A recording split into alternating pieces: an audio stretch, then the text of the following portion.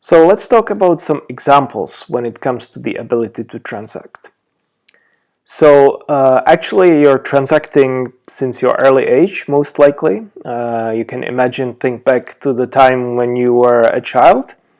Maybe you had some collection of stamps or some toys and you exchanged some of them for another one with another child. Maybe you were interested in some collectibles, like collectible card games, and you were exchanging cards for cards. So you did not use any bank, any cash, or anything else to make the transfer. You just directly, person to person, made the exchange for item to item. So this is actually barter. It's a very simple way of exchanging value directly, and it's something that people have been doing since the age of time, since the dawn of time.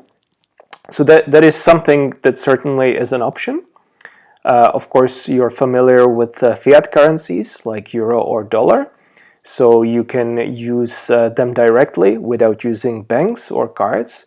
You can use your banknotes, you can use your coins, you can use debit cards or credit cards. You can use them from different networks. So we have Visa, we have MasterCard, there is Maestro, which also belongs to MasterCard, but it's a separate network and works separately, has different acceptance.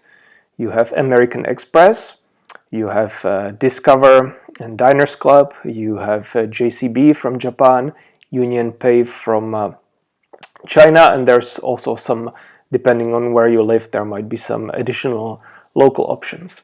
So there's already a lot of different options when it comes to cards. They have, of course, different acceptance, but you can build options in that way. You can use different currencies, of course. Sometimes that's the same thing because it's tied to the same card, but that can also give you options. You can use crypto.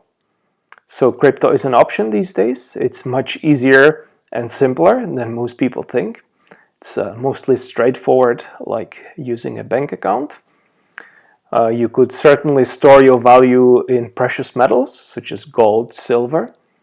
And if you have some gold coins, they're certainly much easier to exchange for something else than, for example, bars. So that can be a good way to transact as well. So these were some of the options available. There might be more, depending on where you live and what you want to do, but these are some of the most straightforward options. So try to think, like what kind of options you have currently available, and what can you do to improve your ability to transact. What kind of options are you currently using? Can you use some of these other options we've mentioned?